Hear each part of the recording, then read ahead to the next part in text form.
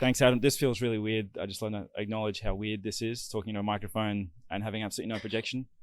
Shut up. You're not the only one in the room, Claudia. Anyway, for those of you who don't know me, my name's James Marshall. I'm the head of studio at CDW Animation, which is a animation and VFX studio here in Adelaide.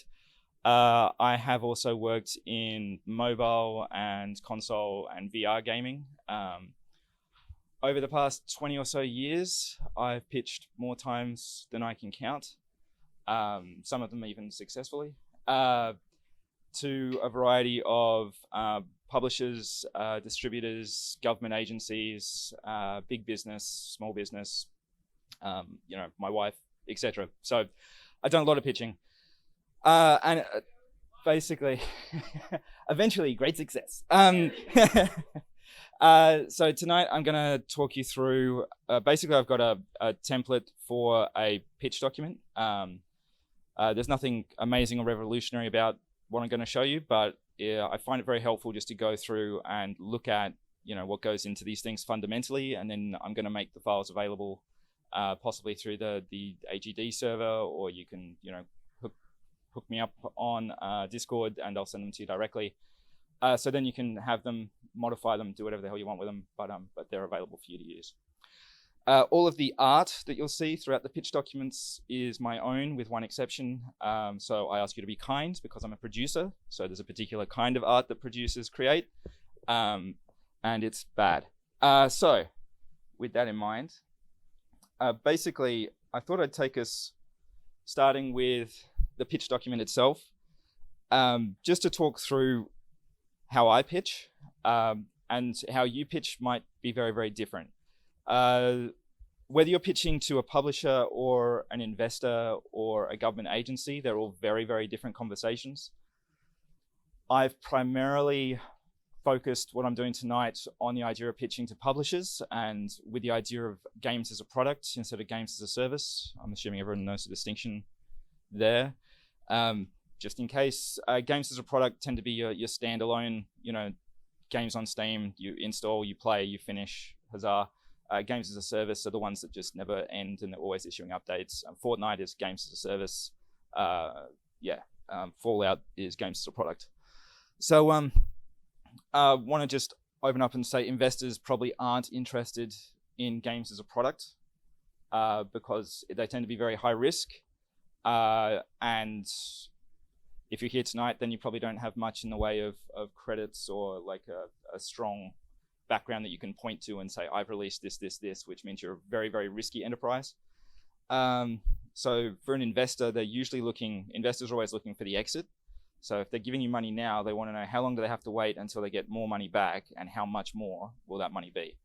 So for games as a product, it's like, if you take a huge risk, we'll take 2 years to develop this, to this point, and then we'll put it on the market and hope like fuck that it succeeds. I will swear a little bit, and I can't help it, so I apologize. If you're super sensitive, then I apologize. Anyway, that's just what it is. So investors are more interested in games as a service because there are ongoing, recruitment models. The amount of money that's available in games as a service is insane, but that's really what they're after, and you have to respect that. You have to remember that investors are taking a risk, even if it's your uncle or your mum or whatever it is. They're taking a huge risk, and it's all based on the idea that you'll be able to deliver what they've invested plus whatever else. They could take the $10 or $20 million that you're asking for and stick it in a bank account at sort of 5% interest, or invest in the stock market, etc., etc. So you need to respect that at the end of the day, they're going to want that money back. I'll try and address that a little bit in the paperwork that I'll show you, but I won't go into any great depth because it's a whole topic by itself. But yeah, again, I prefer games as a product. I prefer those games. So that tend to be the sort of stuff that I have done in the past. So this is more focused on that. Yeah, games as a service is a different sort of thing. Anyway, the basics of your pitch deck are really important. There are a few fundamental things that you need in there. You need, overview of what the product is. The aim of pitching is to convince some people who probably hear a lot of these pitches that you are the best chance that they have to make a shitload of money. And that's quite crass, but it's true, and you need to just acknowledge it and accept it. It is about the money. You might have some amazing art game that is, what was that story about the parents made a game because their kid was dying of cancer, and it's like really heart-wrenching, and that's beautiful. That's games as art. I'm not talking about games as art. Games as art is fantastic, and I love games as art, but it's a different thing. No one's going to invest in games as art. They might give money. That's a charity thing. It's a different thing. So with that in mind, you have to be professional, portray yourself professionally. That doesn't mean you have to dress in a business shirt. I've dressed the business shirt because I deal with a particular kind of client and I like it, so why not? But it does mean you have to be tidy, at least basics of hygiene, showers, brushing teeth, etc., etc. Very, very important going into these meetings. I shouldn't have to say it, but you do have to say it because a lot of people don't fucking do it. Anyway, it also means that you have to respect yourself and the people that you're talking to. So I know how much money I need to feed my family in a given year, and that's what I expect to earn, because if I don't, they probably won't stick around. But you need to acknowledge that. You need to know how much money you need for rent or whatever else it is, and you need to accept that as a fact of life. When I'm doing my budgets, I don't usually think how much money do I want to pay myself, because that becomes really weird. Instead, I use base sort of industry figures. The key question I always ask when I'm doing budgets, if I'm talking to, even if it's a friend that I've hired to work on something, or it's a business partner or whatever it is, the key question is, how much would it cost to replace this person if they got hit by a bus? Like, yeah, I'm a producer, I'm an asshole, it comes with the territory. Anyway, it is the best way to look at it because it removes the person from the question and it just becomes an empty seat. So, if you've got your, I was going to show this a bit later, but I might bring it up now. If you've got your junior artists, etc., your mid artists, they all have fairly sort of standardized, let me bring it up, standardized rates. Cool. So these are all standardized to a certain extent. They're a little bit on the low side, some of them, but for indies, this isn't unreasonable. This spreadsheet, again, I'll make it available to whoever wants it. What it does is automatically calculates, like, let's say a mid-level artist on a $60,000 salary, includes super, workers' comp, payroll tax, annual leave, long service leave, all that shit's calculated automatically. There's a whole bunch of other costs that, computer, office furniture, subscriptions, tools, uniform. Someone wants a t-shirt with the company brand on it, then someone's got to pay for that. Which gives you, so from a $60,000 like salary, the actual cost to your business is $77,000. And if you start putting 10 people on payroll and you haven't factored the rest of this shit in, you're fucked. So I use a spreadsheet that does it all for me. These are basic sort of standard rates. I've seen variations in this. I often work in VFX and animation, and the rates tend to go up a little bit there. If you're looking overseas, the rates definitely completely different. These are sort of Australian indie rates. If you can get paid, then that's what it is. So just to walk you through it, junior is usually someone with 1 to 2 years of experience who requires a lot of mentorship and a lot of time invested in them to be beneficial to the business. You basically want your workforce to be split in a sort of, 70, 20, 10 sort of way. You want the bulk of them to be juniors because juniors are cheap, but you need a healthy amount of mids to help the juniors with all the shit that they don't know.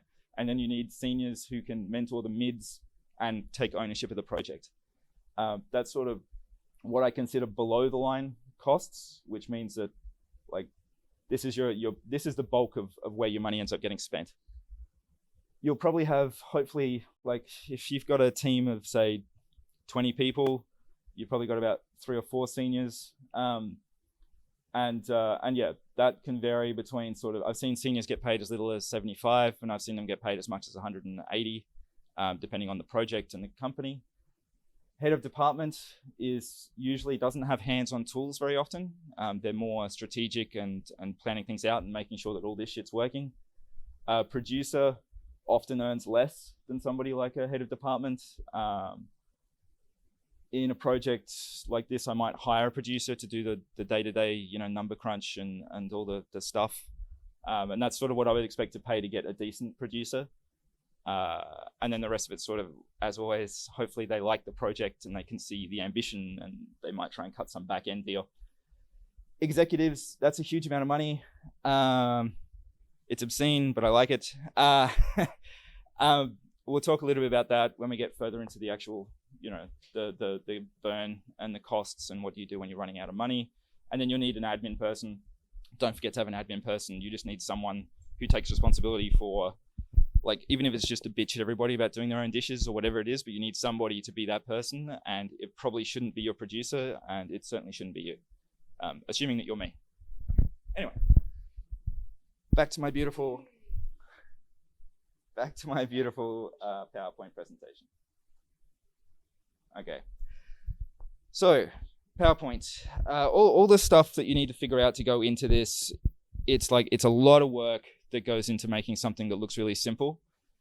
You've probably got about 15 minutes to pitch. You've got actually pitch. You've probably got a few minutes of, hey, how's the day going? How's the rest of the conference? Thank you so much for taking the time. Isn't it hot? Yada, yada, yada, whatever it is. Can I get you a drink? Then you just sort of push straight into, look, can we show you what we've got? This is our project with its very pretty title page. You want your pitch deck to look really, really polished. Again, you're trying to convince these people to give you money so that you can deliver a good quality product. If your pitch deck looks like shit, they're not going to believe that you can produce a good quality product. And that's why I don't pitch these kind of templates. I get artists to make stuff look really pretty. But the contents are important. Well, this is a pretty shit template, but common mistakes include too many words on screen, not having your key talking point. It's supposed to be very well rehearsed. Your pitch should be something that you're very comfortable doing. You should have done it multiple times before you get into the meeting. You shouldn't need to be checking palm cards. You shouldn't need to refer to the PowerPoint. You just know what it is. You get up there, you spiel it out. You need the key information, which I'll go through now. If you're missing any of these bits, then again, you're probably not going to convince them that you're the best bet for their money. And that's the aim of the game, is to leave them at the end of the day with the impression that if they don't give you money, they're going to regret it in 2 years' time, when you're on the front page of Kotaku or whatever. So, one sentence overview. What is the game? For the sake of today, let's make one up. Someone give me a genre. Horse racing, great.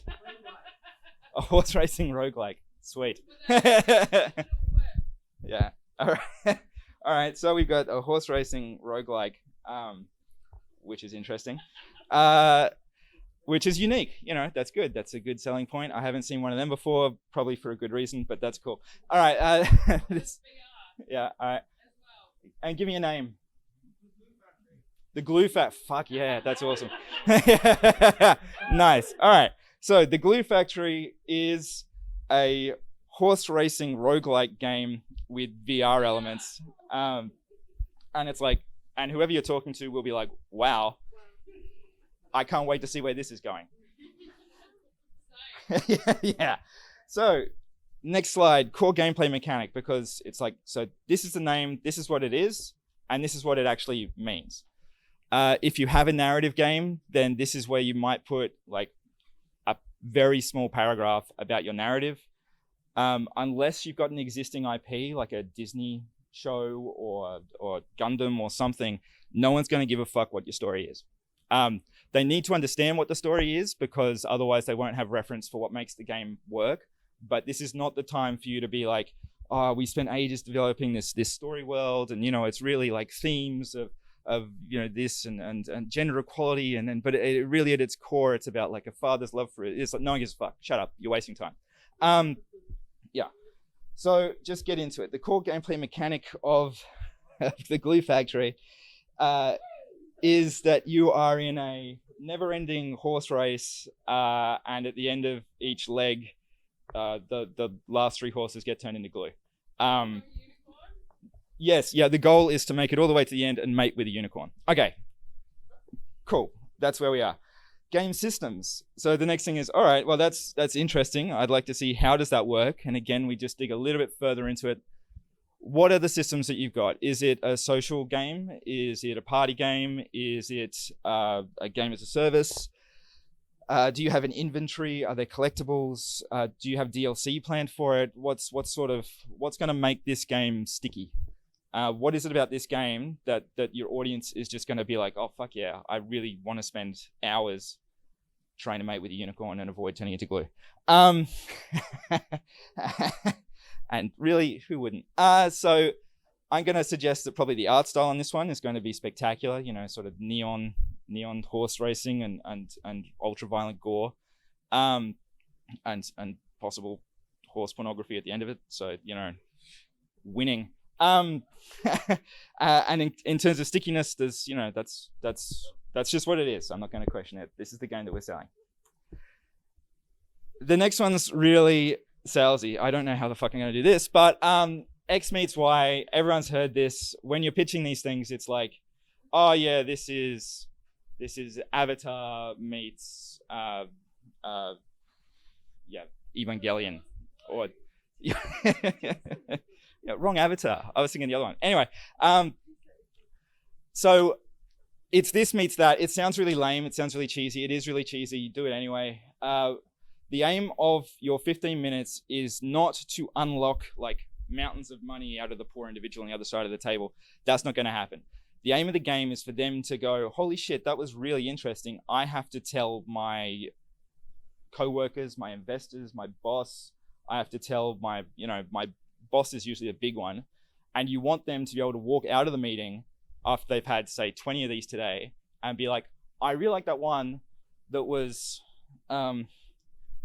My Little Pony meets Hades. And yeah, and because that's exactly the sort of market that these publishers are into. Whatever the hell that looks like. But that's really what you want. You also want to have 2 examples up of similar sorts of games. So for this, you might put up like Z-Run, which is an NFT-based game that's quite popular at the moment, featuring horse racing, and Hades would be another good one, both of which are worth a shitload. And that's always the big thing. It's like, oh yeah, I know you've never heard of this thing, but if you consider these 2 examples of which are worth X amount and Y amount each, if you put all that money together, you can have some of that money. Like, this is the dream that you're always selling, right?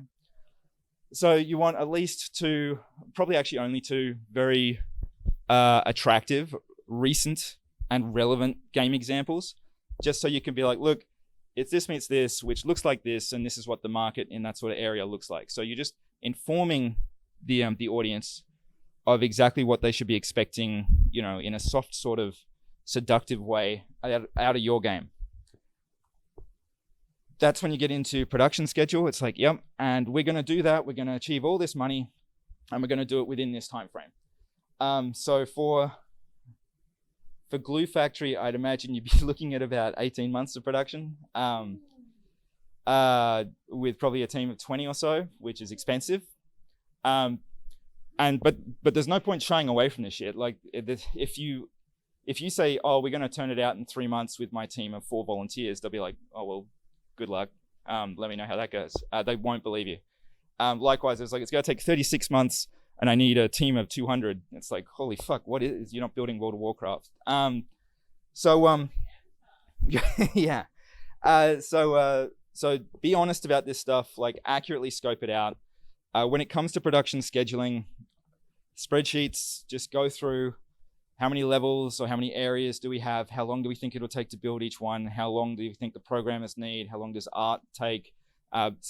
Just put all that stuff down. Start being like, okay, we're starting now, and it's going to take 3 weeks for that, 2 weeks for that, da-da-da-da-da.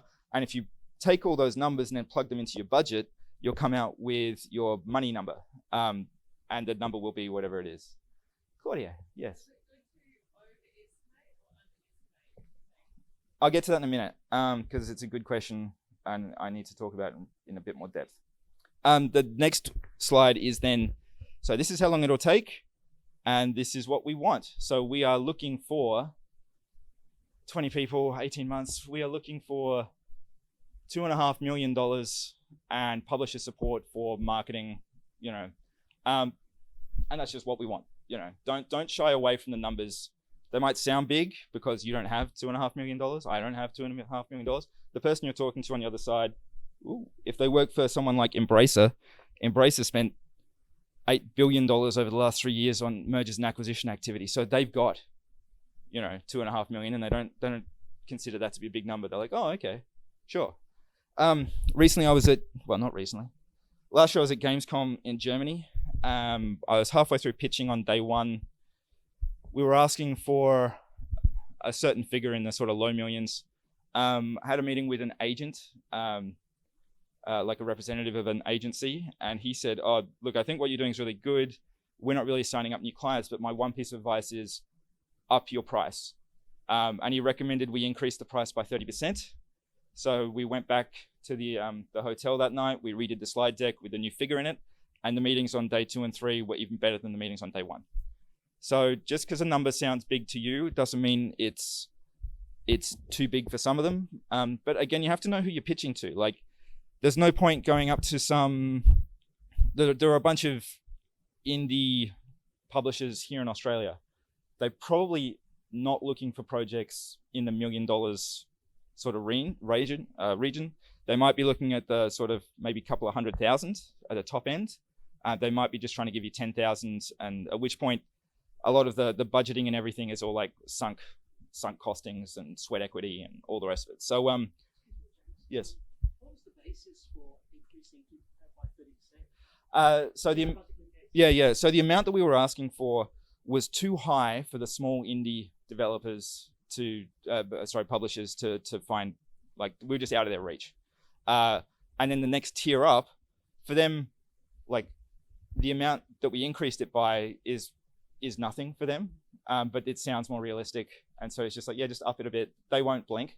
Like, and if you can get an extra, whatever it was, 700K, then good for you. So I asked you to up it up by 30%, without reviewing the numbers. Yep. Yeah, because he could hear, I mean, just like I did then, it's like Glue Factory. All right, about 18 months, 20 people. So you need, probably about, 3 million, I guess. I'll see if I'll plug it in later and see if that guesstimate is anywhere near accurate. This is also like, we're asking for this amount of money, and then you have to tell them how you want to approach the business relationship. Some publishers want to be like deeply embed. Some of them will try and embed a producer in your team to work with you. Some of them will want to help with art direction. Some of them won't want to do shit. They'll just want to help you sell advertising. And it's up to you and your team as to how you like to work. But again, be honest about it. There's no point being like, oh yeah, we'd love to take your producer and put him in our team, and I'd love to hear your notes in art direction, and then turn around and your art director's like, that's it's not a healthy relationship. The aim of the game is not just to get the money to make the game. The aim is to actually sell the game and make even more money, so you don't have to go through this shit fight every time you want to get something up. So keep that in mind. Like, there's no point. The mistakes that you make when you're pitching, the mistakes you make at the start of the relationship will bite you in the ass towards the end, and that can be very, very difficult. There's a whole bunch of stuff that doesn't complete. Every year there are projects that fall over. Just because you've got money doesn't mean that you're going to eventually deliver a product. Just because you've had success doesn't mean you'll find it again. So just be honest at every step along the way. Exactly what flavor of honesty is a particular question, and we'll touch on that when I get into the numbers in a little bit. But you need to be honest at least with yourself, and then figure out how you're going to play it from there. And questions are great, by the way, so please feel free to jump in. So next slide is your team. Oh, sorry. Regardless, if you've got a prototype, that's great, but they're not going to sit there and play the prototype while they're talking to you. Or if they are playing the prototype while they're talking to you, this is a waste of time because they won't hear a word you said. If you've got a prototype or a demo, then tell them that you've got it. and tell them that they can come out and play it later, like after the meeting. Or you can send them a key or a build or whatever it is, but don't try and get them to play it in the meeting. So yes, that's Claudia, everyone, government representative giving government-friendly advice. Yeah. Make sure you. Yeah, no, the government's very good at that, actually. Anyway. So put up your team, put up photos of the team so you all look like real people. Diversity is important. A lot of publishers in particular, it's like, yeah, we like the game, but we're getting a lot of heat. You know, some of them have got investors. There's a lot of positive movement in terms of trying to hit more diversity in the industry, and you will find that at every step along the way. I mean, if you've got some amazing shit hot game and you've got a team of like 10 straight white dudes, they'll probably still invest in it. But if you've got the opportunity to diversify your team, you will find pitching and selling easier. Yeah, it does. Yeah, but I mean, you still want, like, you're not going to hire someone just because they're a different gender or race or whatever. You're going to hire people who are good at the fucking job. I'm just saying, make sure that when you're hiring people, part of the question is, how can we mix this up? Like, diversity hiring is very, very difficult. So I've done this before. When I was at a role hiring for Technicolor's VFX studio, we had a mandate to try and hit gender equity on the floor. What we did, so I hired 65 juniors to work at Mill Film, and I put them to work on Cats, and I don't think any of them ever want to talk to me ever again. Anyway, what you can do in those situations when you're hiring, you have to stop the old school mentality of like, who do I think is going to really deliver the best, you know, at this job? Because then you end up just thinking like, well, what do I think is great? And then who looks like me? It's like, well, me, I'm great, so let's just hire me. And that's exactly where diversity hits a wall. Instead, what you have to do is, what are the conditions required to do this job at this level? Who fits these criteria, and put them all in a bag. And it's like, and then you interview them and you find out, which of these people would I be comfortable spending 10 hours a day in a small room under stressful conditions working with? Or shorthand, like, who are the assholes? And remove those people from your bucket. And then out of the remaining talent pool that you've got, you just divide them up into whatever ethnic groups or gender or whatever, and just try and pick ones from each. It's really easy when you're hiring in bulk, because that sort of stuff just, well, it's like, I need 20 people, so I'm gonna like find 80 candidates and will it down to 40, and then out of the 40, I'll try and balance it as evenly as I can. It's harder when you're doing it one-on-one. You just have to consider who else you got in the team. How is this going to help the team? Hiring is like a whole other thing. I won't go into any further depth, but yes, box ticking is important, diversity is important, and if you have a diverse team, you're likely going to produce better art and a better quality product anyway. I strongly believe that. But you will find it easier to sell shit if you've got diversity in your team. That's just a truth. On your team, you want photos, you want maybe 2 or 3 bullet points explaining relevant experience. Yes?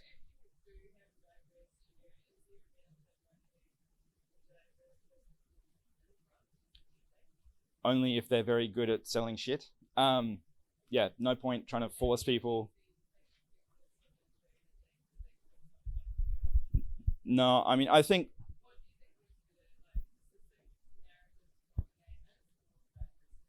Oh no, diversity is a later consideration. If they're thinking about, it's like, it's a shame they're not more diverse, then they're already thinking about investing in you. So put it towards the end. Ideally, your team group would already have some diversity in it, and it's not a question. It's like, okay, cool. They look like a great group. You do want a couple of bullet points explaining relevant experience. Again, this is, you're selling, these people will make this product that I've already told you is going to be amazing. So these are the glue factory all-stars. Yeah. And then, do you have any proof of what you're saying? Do you have anything that backs up the fact that you guys are awesome? If you don't, leave this slide out, because otherwise it's weird. Have you had nominations based on your concept work or the artwork? Has the demo been well received? Did you do a Kickstarter campaign? How successful was it? Cherry pick your bits of information. If it took you 3 months to hit your target on Kickstarter, then maybe don't talk about it. It's a successful Kickstarter campaign, and don't worry about the time frame. You know what I mean? Like, you're selling it's about being honest, but selectively honest. Yeah, and knowing who you're talking to. So very, very big publishers, if you've got like a strong social media presence, if you've got someone was saying 10,000 wish lists on Steam, that's great. They'll be interested in that, but they also won't care as much as the smaller publishers who see this sort of stuff as more of a risk. The bigger publishers have got a mandate to get out there and find the next big thing. Where's the next Pokemon Go coming from? Who's going to be the next, make the next Mario. So they're willing to accept a certain amount of risk, and the smaller publishers aren't. So this stuff becomes more important the smaller the publisher. Yes. Yeah, sorry for the people at home. Would you have a different deck for different publishers? Absolutely. You should be tweaking your deck ideally between meetings.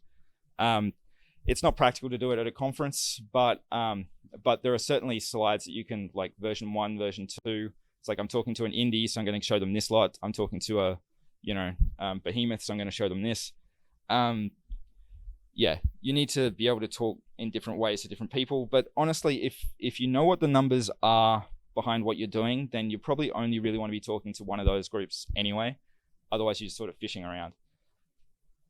The idea is not to talk to as many publishers as possible. It's to talk to the right publishers and to get the funding that you need to make the game. So if you have 3 successful meetings, it's way better than 15 half-assed ones. And then you want your thank you page, contact details. Make sure you put contact details on there. I can't believe how many pitch decks I've seen where it's like, great, I'd love to contact you. I don't know who the fuck you are. Maybe I'll see you at the next one. Make sure these are general notes. Every page has to have great art. You're selling your game. Games are art. Games are also business, and you need to respect both aspects of that. But if you don't have the art, and if the game doesn't look like it's going to be amazing, no one's going to give a shit how good your spreadsheets are. Limited wording on page. You should have a second version of your pitch deck, which includes all the shit that you've said. The script needs to be sort of in there as well. So that can just be like the PowerPoint with a separate page, but that's a bit cheap and nasty. I'd recommend doing a second version, which is more like a leave behind, an actual book, because you want them to be like, oh, wow, I really like this thing, and I'm going to take it into a meeting and say, this is what I think we should be investing in. Make sure your logo is all over, like not predominantly all over the pitch deck, but make sure it's on every page. Ideally, it's in the same position on every page because it ties the whole thing together. It looks very professional. It's what everyone else does. And sometimes that's just the best reason to do something. James, yes. Do you have any advice on when you wanting to pitch to a select group of publishers, what criteria to look to find publishers that fit the product that you're making? Yeah, so how to find publishers that fit your game. Sorry, I'll try and repeat the questions. I remember that note from Discord. Look at your game and look at what games they're releasing. Like, there's no point. So Glue Factory, I was gonna say, yeah, it might not be. It might not be something that Hasbro is particularly interested in. You probably want to go. Yeah, well, yeah, there you go. So go and talk to Devolver, talk to some of the bigger indies, who people that've got demonstrated sense of humor, people that don't shy away from gore. I had a gentleman, I was selling a children's game, and a guy came in and he's like, oh, we do 18 plus, like horror. And I was like, well, this is aimed at ages 8 to 10. So how are you? And we had a beer for 15 minutes and said thank you, and he left. And then he followed up with me later and like, oh, it's so good to meet you. Really want to get like your Bible and send me the link to the demo. It's like, what the fuck for? Anyway, yeah, these things happen. They're busy conferences. Okay, so you're saying look for publishers that have had success. Yeah. Selling, publishing the kind of games that you're making. Yes, exactly. Yeah. There's no point trying to sell like a VR game to a company that's never done VR before. There's no point selling mobile games to Sony. There's no point selling a $30 million open world, slaughter game to some small indie, because they'll be like, oh, that's awesome. I wish we could do something. Hopefully we'll get bigger and then we can sponsor you or support you. All right, that's pretty much it for the deck. So that's, I think, about 9 slides in total. It should take you about 15 minutes to work your way through it. It should be very well polished, very well rehearsed. It's Glue Factory is a horse racing roguelike with VR elements. And it's going to be awesome because Zrun made a shitload of money and My Little Pony is extremely popular and we're targeting the whole... yeah, yep. And the brony market goes strong. So, anyway. And they'll walk out of the meeting and be like, okay, look, that looks really interesting. I'd love to see the build. Yes, Kathy? I am, because I haven't shown you the other production paperwork properly yet. And when it comes to over versus underestimating, the best example I could find was this. Basically, you want to give the impression that your studio and your team are strong and athletic and have what it takes to get you, and you've measured it out. We need exactly this amount of money and exactly this amount of time to get that thing done. And behind the scenes, your budget should have plenty of this. Hidden sources of fat, or what I call fat. You want a lot of fat in your budget. There are places where you can hide money in your budget in plain sight, which are usually sort of acceptable. You should never share your actual working budget document ever with anybody, because they'll be able to see it and they'll be like, oh, see, I reckon we can save 10% out of here, and suddenly you've got no resources left, and then 6 months later you're out of runway and you've hit a wall. What about if you present them and overestimate them? Yeah, overestimating a little bit. You've got to play the game of how much money do I think they'll give me before they really start to ask questions. It's like if it looks unrealistic, it's like I need $20 million because I've got a team of 5 and it's going to take 6 months. So like, how much are you paying everybody? What are you doing with the money? They probably won't get into the pitch meeting. Won't get into this level of detail, but you need to have understood all this shit before you get into that meeting. So the costs and everything that are here, there are already areas on here that I've hidden like fat. So areas like the uniforms, it's like, maybe I reckon I can get shirts printed for sort of $20 each. Telephone allowance, it's like, maybe I'm gonna give them a telephone allowance, but it's probably gonna be like $200. When you start adding the people up, like $1,500 per computer, that's on an annual thing. So if you're doing a 3-year project, I've got 3 computers in there per person. With 20 juniors, that money starts to really add up.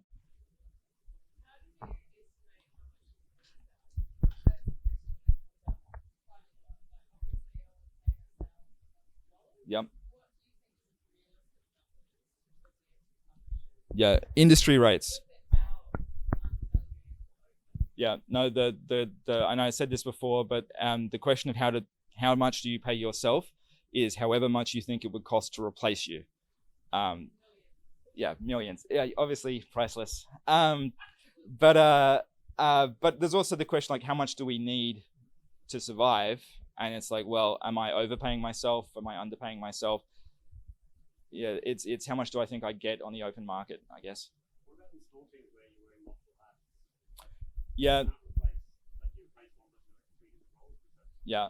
Well, that's sort of why I work in this rather than breaking it into programming and art and, game design and accounting. I just use junior, mid, senior. So that way, if it's a senior artist, then they're getting, in this scenario, $90,000 a year, regardless of whether they're doing art direction or taking the lead on programming or whatever it is, or both. It doesn't matter. That's the most effective way to do it. You then have to sort of, when you're doing your production scheduling, you'll put that person down as doing art direction, and you'll put that person down as doing lead programming. And you just have to make sure that you're accounting for 50% of their time, so you're not double counting your people and all that sort of shit. Yeah. Sorry. So a lot of these start off with rep shops. Mm-hmm. Yep. In the past, would you do that in your budget? Yes and no. Like, so essentially the question's about revenue share models and accrued debt that you're bringing into the meeting, right? They all know, whether it's a publisher or an investor or whoever, they know that you've been doing this for love and nobody's been getting paid. Like, it's just sort of assumed. But they know that that's not the way, that they don't want you to operate that, and they don't expect you to continue operating like that. Your business, your team can build up a significant amount of debt over sort of the 2 years it got you to the point where you're ready to actually pitch. If you go in and say, yeah, look, we need 18 months worth of runway, and also we want you to pay us for the past 2 years, they'll be like, no, fuck off, we're not doing that.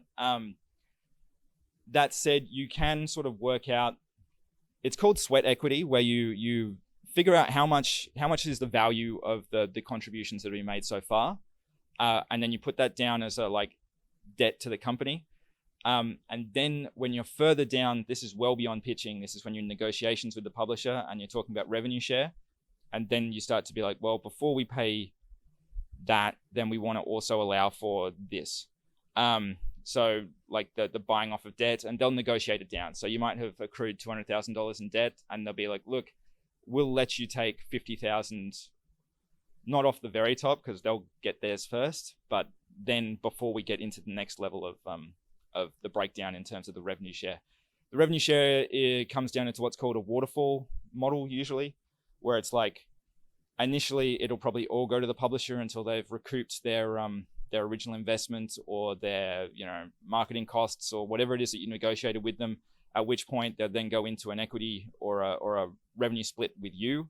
And that's after you've taken out the store fees and whatever else goes into it. And from that, you'll probably have to pay off your investors or wherever else you borrowed money from, and your credit cards. And then at the very end of the day, like a little trickle of water is like, and that's profit. Huzzah. Being an indie game dev, you are not in a position of strength. What you can do to negotiate better is convince them, like really convince them you know what the fuck you're talking about. So your spreadsheets need to be absolutely rock solid. Your production schedule needs to be bang on. You need to know your product, know your market. And ideally, you've got somebody in your team who's got experience delivering product. And you can be like, look, we're going to do this. This is what we're going to do. And we need to, the more risk you remove from your business partner, from the publisher, the more comfortable they'll feel about sharing stuff with you earlier. And that confidence game is really what it's all about. So I know we've got a bit of time before Kirsty arrives, but I did just want to, again, I'll share this with everyone, but this is what my usual production spreadsheets look like on a very basic level. So we've got staffing costs over here, juniors, mid, seniors, heads of department, producers, execs, admin. Then you've got the actual costs of the business. So your rent, internet, consumables, power, contents, insurance, general office expenses. So a lot of this stuff, I just pick numbers because I don't know what the rent's going to be because we don't have a fucking office. You know what I mean? It's so anyway, but put that stuff in there, and as long as it looks reasonable, then it'll work. And this is on a per person basis, by the way. So the rent won't be $130; it'll be $130 per person per month. Yeah. As opposed to down here, which is the hard cost to the overall business. So that's a per person cost, and this is a business cost that doesn't move. So yeah, and this was based on we were using a co-working space like this. So the more people we had, the more the rent cost. Obviously, if you've just got a giant room and the rent is locked, then that goes from here down into here. You see what I mean? Public liability insurance, you probably don't have it. You definitely need it. They won't give you money until you can demonstrate that you've got it. The government won't give you money unless you can demonstrate that you got it. It's a real pain in the ass. The government's a pain in the ass. Everyone go talk to Claudia. Yeah, don't counter anything. Accounting fees, don't forget to pay your accountant. You'll need an accountant. If you're doing all this shit, at some point, your accountant, you'll deliver them all this and you'll beam at them proudly and they'll look at you like you're a crazy person because they've never seen anything like this before. But it works, and it works well for me. And as long as they can see it and then they've got bank records to check it all, you're in a very good place and your accounting fees will stay reasonably low. That's a 6 monthly figure. So I've got these figures repeating every 6 months. Bank fees, I know it's only $60, put it in there. If you don't have it in there, you look like you're not expecting it. And unexpected costs don't give the publisher reassurance that you actually know what the fuck you're talking about. Subscriptions, printing, like $100 on printing. Who fucking pays for printing? I'm not printing shit. But again, little hidden areas of fat. My accountant probably costs like $700 once a year, but I've got $2,000 in there. Again, I'm just looking for areas where I can bump stuff up. Contents insurance per person is not $250. I don't know what it is. I probably wouldn't even bother doing it, but it's in there, and at a per person cost of $250 per month, that makes a significant difference. These are all areas where you hide, your costs. And then if you're programmed your spreadsheet properly, you can basically just go in and say, all right, we want 8 juniors and 4 mids and 2 seniors, no heads, 1 exec. Sorry, that's a producer, 1 producer, 1 exec, and 1 admin person. All right. Ooh. All right, so we've got 17 people in the team, which gives us a monthly burn rate of $145,000. So that's what we need to power the business. Yeah, if you can adjust these little numbers, in terms of your hard costs, etc., to suit the reality of your life, then this stuff becomes real simple. And basically you can just sort of adjust. And I've done this before where it's like, okay, this is the initial team of 17. We're going to take us all the way up to, say, February, where we've got let's say we've got this is all pre-production, then we go into production properly. So I want to bump all these numbers up from February onwards. Let's say we're going up to 16, 10, 5, 1, and 2. Yeah, and now we're at 36 people, and our cost has gone up to 285 per month. And that just continues on over the length of the project. And the number's too big to display, which is always a bit concerning. There we go. So in the first 6 months, we need $1.7 million. Oh, sorry, no, $2.4 million to make this work.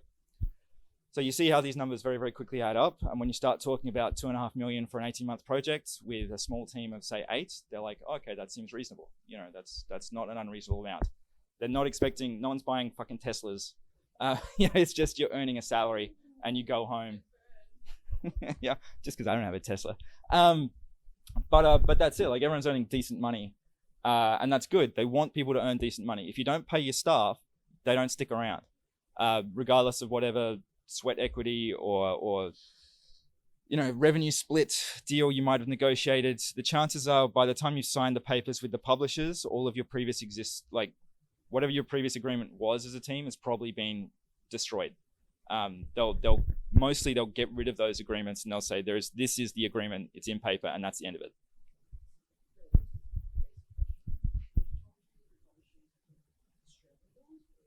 US dollars, always US dollars. Yeah. So yeah, and that's the other thing. That's why some of these figures look a bit low, is because most of this stuff's US dollars. I can't remember if I did this for US or Australia, because I need both, because obviously I need to pay people in Australian dollars, so you need to have 2 versions of this.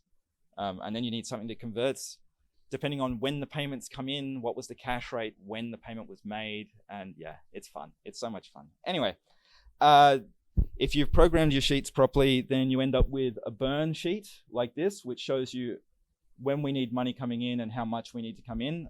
So let's say Screen Australia, for some reason, has given you 200 grand. Great, that's gone. A month later, it's gone. But maybe you're not actually getting paid there. Maybe the money from the developer, the publisher, doesn't come in until here. And it's like, okay, great. We've negotiated $5 million for, what is this? Where did I get the numbers to? Okay, let's just deal with this 1 year. So it's a 12-month build. So $5 million for 12 months with a team of 36. Yep. They'll probably start paying you. They'll say that they'll pay you in November. You won't see the money until January, and the initial payment will be $2 million. Did I get that? Yeah. Great. Nope, don't do that. Sorry, new keyboard. Then they'll want, the alpha will probably be another milestone payment. And then the beta.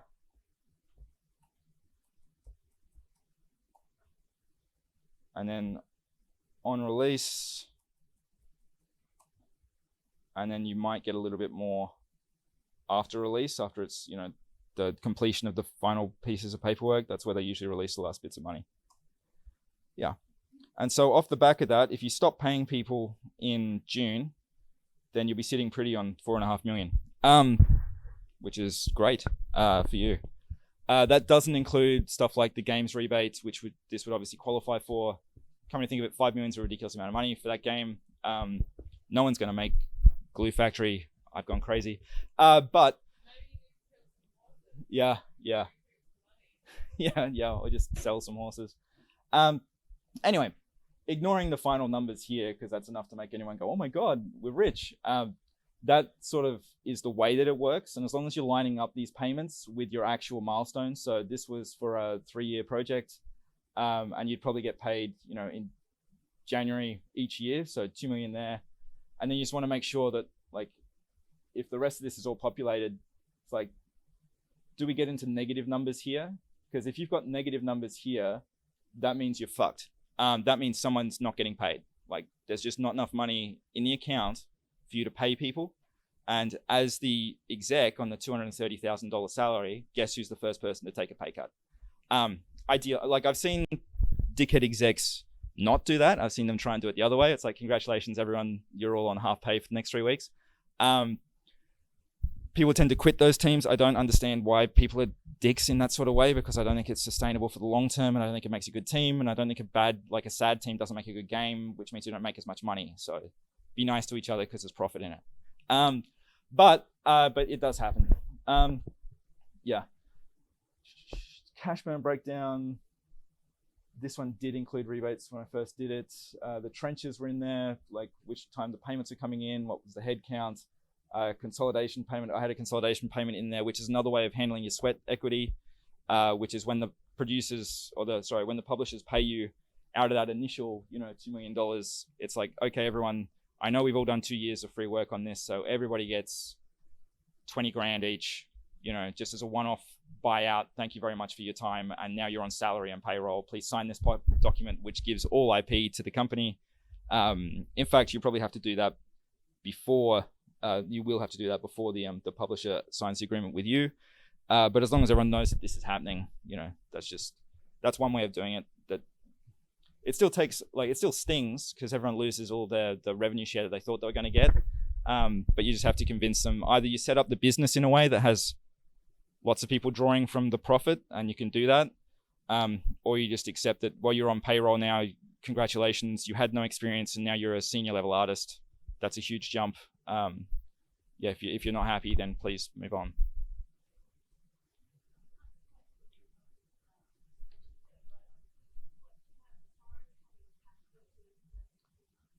Yeah.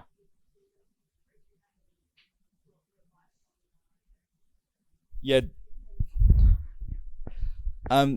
You have to just not pay people. Like, if you've got no money and you've got people working for you, then they have to accept that they're not getting paid for the first, like, however long it is. If it works out like this, where you've got an idiot publisher that's paying you way too much for the development that you're doing, then you'll have enough to back pay everybody. But you know, it's game startups. Like, no one's got any money. We all do it for love. We all think we're going to succeed. We'll just keep pushing on it. Working for free is part of the process. Unfortunately, I've done it more times than I care to admit. Yeah, it just is what it is. Was there anything else that I wanted to show you? Questions? No? I think that's pretty much it. I suppose at the end of the day, it really just, it does come down to not that so much, but just your team and making sure you really know what it is that you're pitching. If you've done the homework and you know all those numbers and your production schedule is accurate and you've got confidence in the team that you've got, and your team has got, even if the experience is not in producing games, but they've got experience doing, like, releasing stuff, if it's they've done corporate stuff or whatever it is that just demonstrates that these people can ship a product, that's what you really want to focus on. It's all about giving them that confidence so that they don't see you as a risk. And if you're not a risk, they'll have the headspace to look at your product and be like, that looks really, really amazing. I don't want to miss out on the opportunity that is Glue Factory. And and that's what you want them to walk away with, is that feeling of fear of missing out. Because even the people that work for the big companies, if they miss out on something, if they have a meeting with you and then Glue Factory comes out and it's like the next Hollow Knight, and they're like, how come we didn't take that up? Which dickhead was in charge of that deal? And they're like, oh my God. So there's always that dynamic with the people that work for publishers. They don't want to miss out. They don't want to miss out on the next big thing. They also don't want to take a risk. But at the end of the day, it's also not their money. So they have to report it upwards. And you're just trying to make them, what they want is to be absolutely confident that you're going to make them look good and that you're going to deliver more money back to their business. And that's really what you're trying to achieve. And yeah, these are just tools to help you get there. This is my way of pitching. Doesn't always suit everybody. There are other ways of doing it. I don't know what they are because I just do me. But you have to figure out how do you feel comfortable talking to people? How do you feel comfortable talking about these numbers? I found it to be very, very helpful to remove myself from the equation. So that executive salary is what I would have to pay somebody to replace me as an executive. It's not necessarily what I actually earn. But that's the number that I put in the spreadsheets because that makes life very, very easy. And then, then they'll negotiate. And it's like, oh, okay, now that we're negotiating, how much can we reduce, the executive fees? How much do we actually need 2 admin people later on? Like when you're building it out, put in lots of little areas where it's like, we could probably do that cheaper, but I'm not gonna. So just sort of, it's not about overestimating your budget. It's just about making sure your budget is nice and fat. Because if it's not, when you get to the, and there's always fuck ups in production. When you get to the fuck ups and shit gets slowed down and you need to go into, overtime and penalty rates and all the rest of it, then all of this disappears very, very quickly. And if you don't have that in reserve, if you start out and you just look like that and there's no fat behind you, then you turn anorexic and you die. And that's where people stop, production stops. You have to go back to publishers and ask for money again, and they hate it when you do that. Sorry? Biggest fish? I've got one at the moment actually, but I can't talk about it. Yeah. Besides, you don't kiss and tell.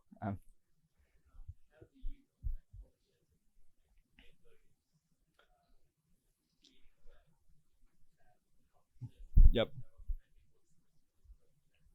So conferences are great because they're literally publishers coming there to meet small indies that they wouldn't normally get an opportunity to meet. So they're looking to meet teams like you. So as soon as the conference, whatever booking system they use to arrange meetings, you just go through the invitee list, and have it sorted by some way that makes sense, and book in a meeting with everybody that you think might be a good match for your product. And that's it. Like I ended up taking 30-something meetings over 3 days in Germany. It was great. Apart from that one guy from the horror publisher, they were all very, very interesting meetings. Some of them, they were like, oh, you're too expensive. Like, we like what you're doing, but the price is too high. Some of them like, oh, I didn't realize it was aimed that young. That's probably not a right fit for us. But if they like you and if they see that you're professional, they're all keen to help as well. So it's like, oh, have you spoken to this person?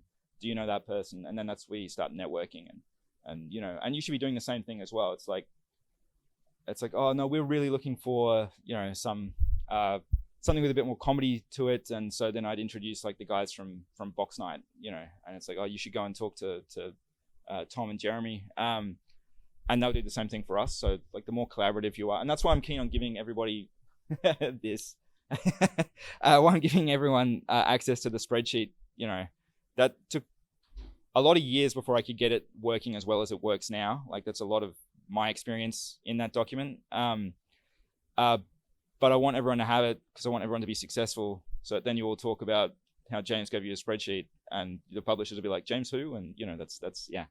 So yeah, just make me look good. That's really yeah, always. But anyway, any other questions? That's pretty much it for me. Cool. All right. Well, thank you, everyone.